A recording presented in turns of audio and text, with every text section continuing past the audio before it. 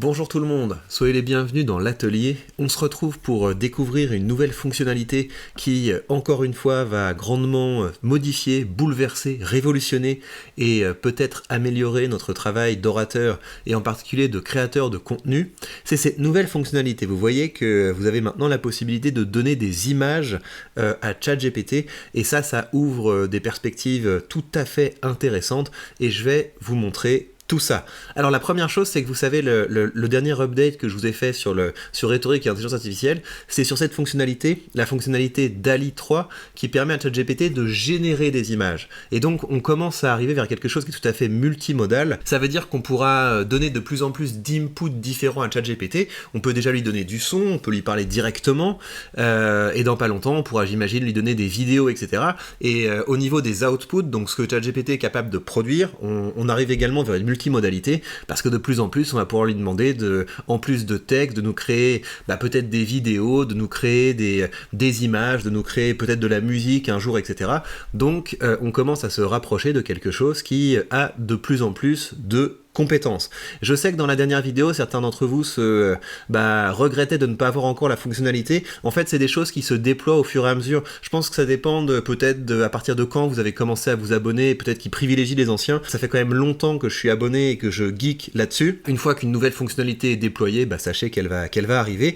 L'autre chose, et ça c'est une limitation qui est quand même importante, c'est que vous pouvez pas activer en même temps la création d'images et la reconnaissance d'images. Et ça, c'est assez embêtant. Donc, vous voyez, là, quand j'ai activé DALL-E dans ChatGPT, le petit icône pour partager une image a disparu. Et donc, je vous explique concrètement pourquoi c'est un petit peu dommage et j'espère que ça va finir par être amélioré. C'est que ce serait bien d'arriver à un stade où on peut lui donner une image et on lui dit « fais-moi des variations autour de ça ». Évidemment, c'est ça qui serait intéressant, c'est on lui donne une miniature de notre vidéo et on lui dit « est-ce que tu peux me proposer d'autres variations autour de ça ?» Ou alors « j'aime bien ce créateur qui fait des miniatures de ce genre-là, est-ce que tu peux me proposer d'autres variations autour de ça ?» etc.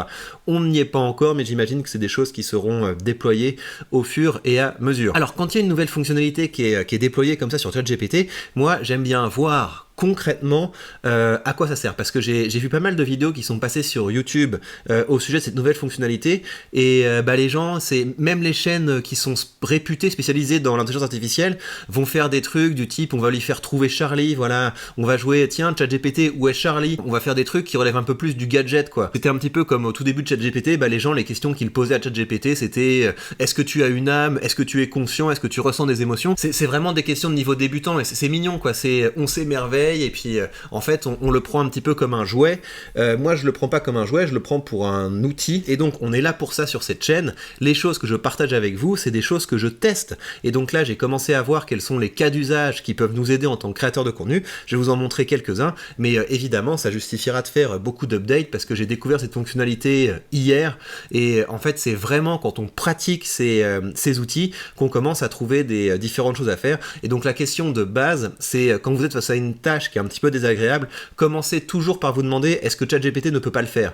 Et c'est comme ça qu'on commence à découvrir des nouveaux types de fonctionnalités. Alors je vais vous montrer les différentes choses qui me semblent intéressantes avec ChatGPT à ce stade, mais libre à vous d'en partager d'autres dans les commentaires. Enfin à partir de maintenant, on essaie d'avoir cet aspect communautaire où on s'aide mutuellement. Première chose que je trouve intéressante pour les créateurs de contenu, parce que c'est ça l'objectif sur cette chaîne, imaginez qu'on aille sur la page tendance de YouTube.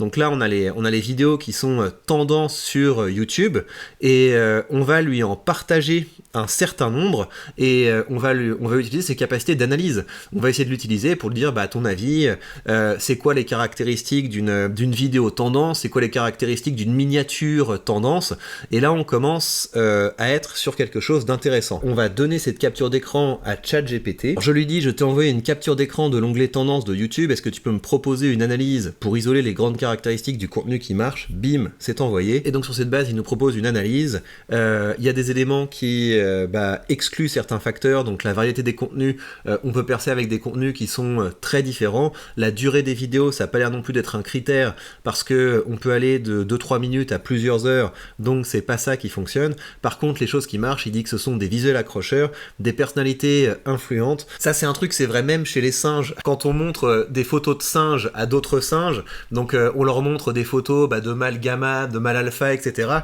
les singes vont regarder systématiquement plus longtemps les photos qu'on leur a montrées de mal alpha. Donc il y a un truc autour de ça, c'est que on reste des primates et donc on a les yeux qui sont rivés vers le succès, on a envie d'être dans la cour de ceux qui ont du succès. Donc plus vous êtes influent, jusqu'au jour où vous faites de la garde à vue pour avoir eu des comportements déplacés avec des... bref...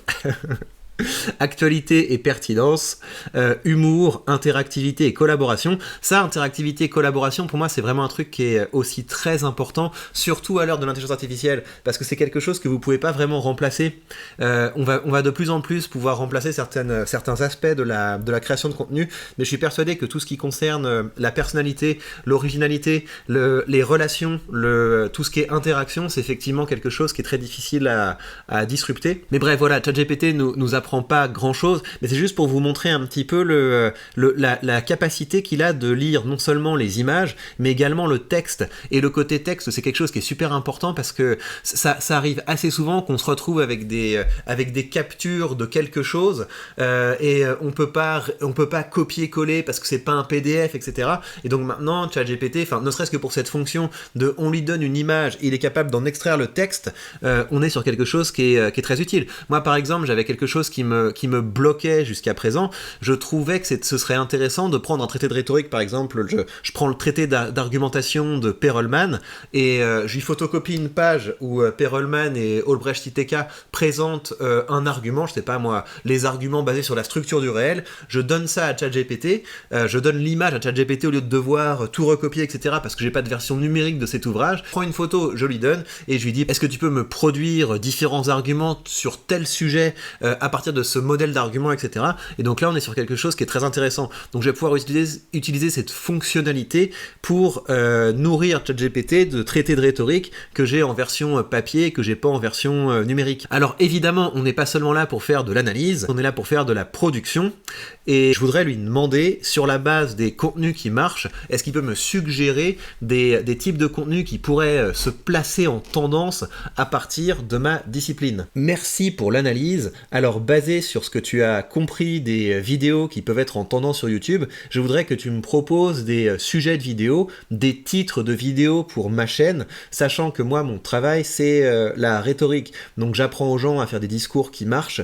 Est-ce que tu pourrais pas, sur la base de ces tendances, proposer des vidéos de rhétorique qui pourraient se situer dans les tendances? Alors, voilà ce qu'il me dit. Je pourrais faire des collaborations avec des personnalités du type décryptage du discours de nom de la célébrité, les secrets de la rhétorique en action. Et en fait, l'idée, ce serait d'analyser avec la personne qui a fait un discours, le discours qu'elle a produit. Et c'est vrai que je devrais pouvoir commencer à faire des choses comme ça, parce que je sais pas si vous avez vu, mais sur la chaîne principale, ça arrive assez souvent que les personnes dont j'analyse le discours réagissent sous les vidéos, et ça pourrait être effectivement l'occasion de faire ce genre de choses, d'autant plus que vous le voyez hein, dans les vidéos que je fais, je suis pas du tout le genre de mec qui va faire des vidéos pour dire regardez ce que machin est nul, oulala il y a plein de biais dans son discours. J'ai vraiment des vidéos dont le but c'est d'extraire des techniques de personnalité influentes qui permettent d'expliquer en partie leur influence pour que les gens qui me suivent puissent les utiliser. Donc c'est des vidéos qui relèvent plus du registre de l'éloge que du registre du blâme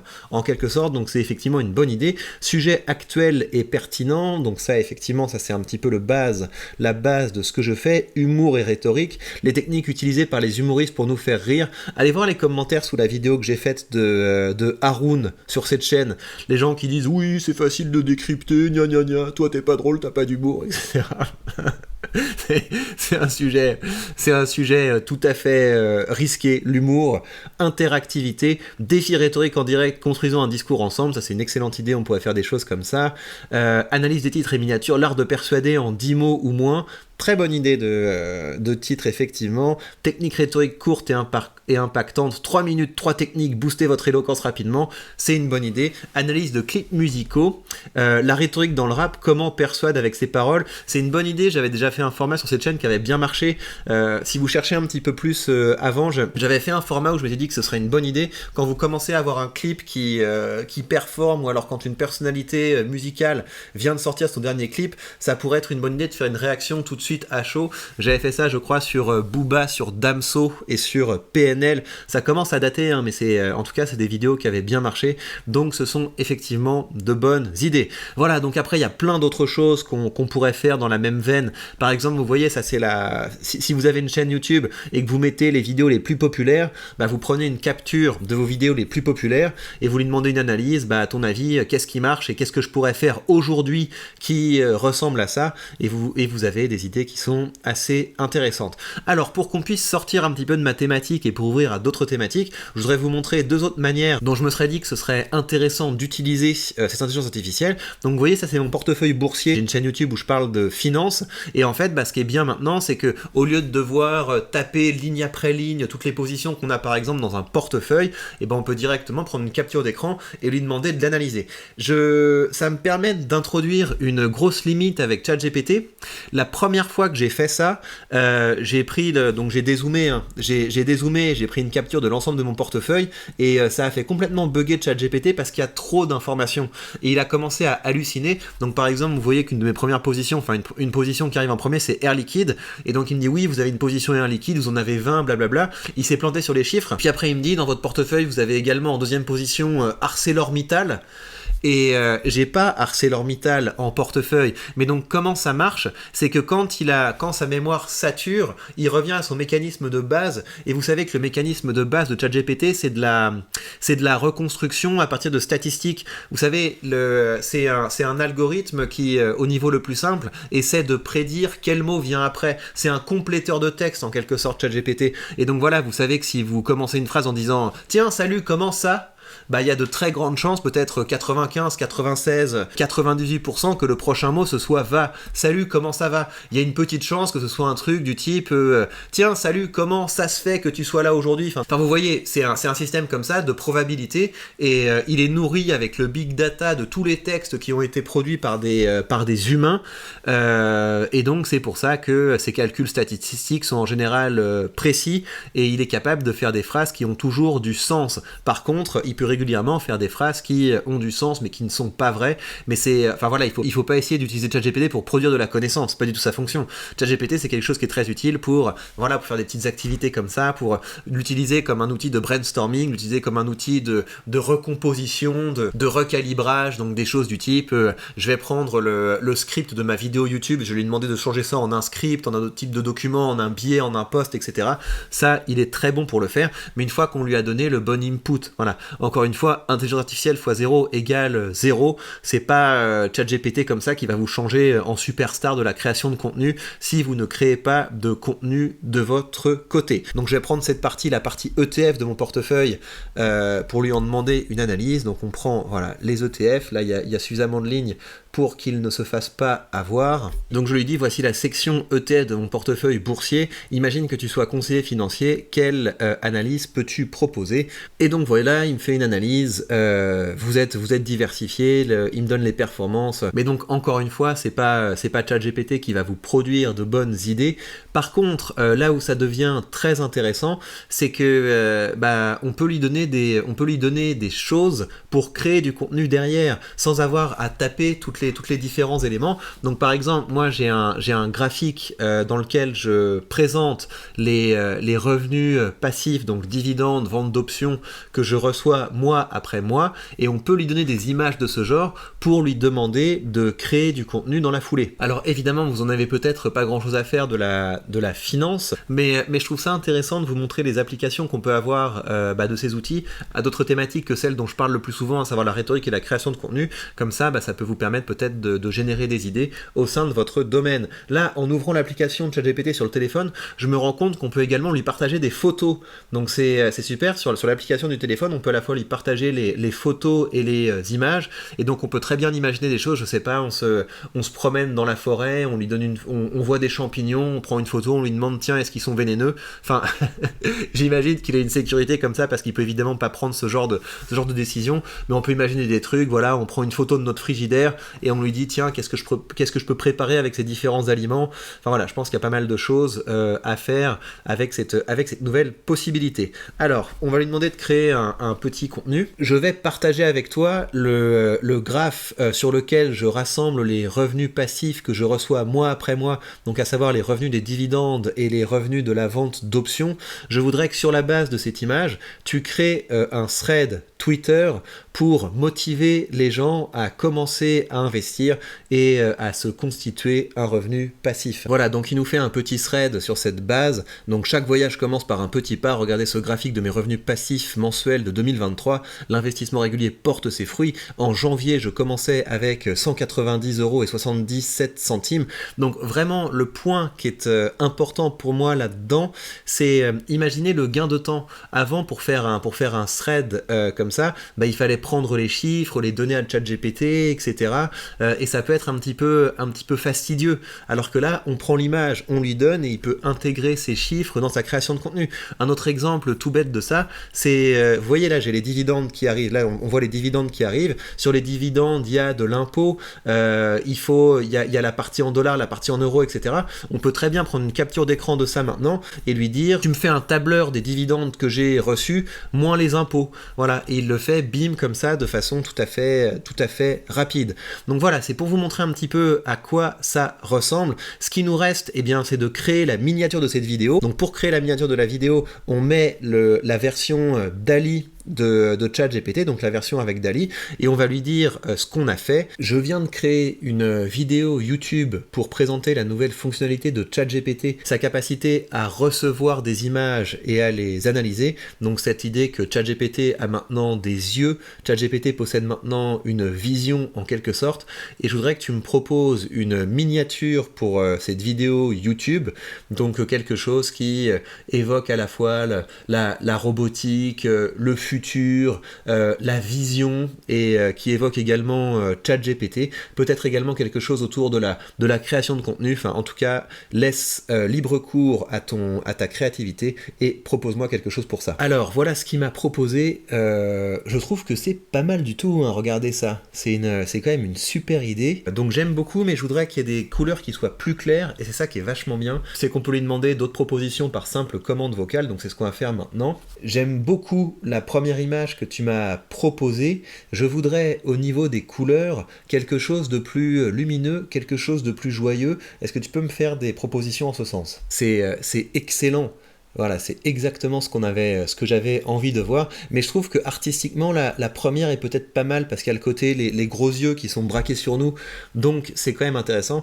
Mais enfin voilà, c'est fou ce qu'on est capable de faire maintenant avec tous ces outils. C'est pour ça que je fais ces vidéos, c'est pour que vous puissiez être au courant, pour que vous puissiez rester au contact, parce que c'est une époque vraiment passionnante qu'on est en train de vivre. C'est Noël tous les jours avec ces nouvelles fonctionnalités, et soyez pas crispés, utilisez-les et vous allez voir que ça peut booster votre productivité et peut-être également vos revenus. La dernière chose que je veux partager avec vous, c'est que vous avez encore, je crois, 2 jours pour bénéficier de ma formation qui s'appelle ChatGPT pour les créateurs de contenu. Vous avez donc une très belle réduction, je crois qu'elle est jusqu'à dimanche, mais je suis plus certain. Et donc qu'est-ce que c'est que cette formation? C'est une formation où je vous montre très concrètement comment j'utilise ChatGPT dans toutes mes tâches de création de contenu, mais on va bien au-delà de la création de contenu, hein. Donc vous avez le contenu écrit, vous avez le contenu vidéo, mais vous avez également tout ce qui est création, vente de produits, et de plus en plus, je vais partager avec vous dans cette formation des choses aussi pour tout ce qui est gestion de l'entreprise, gestion administrative, rapport avec les clients, etc.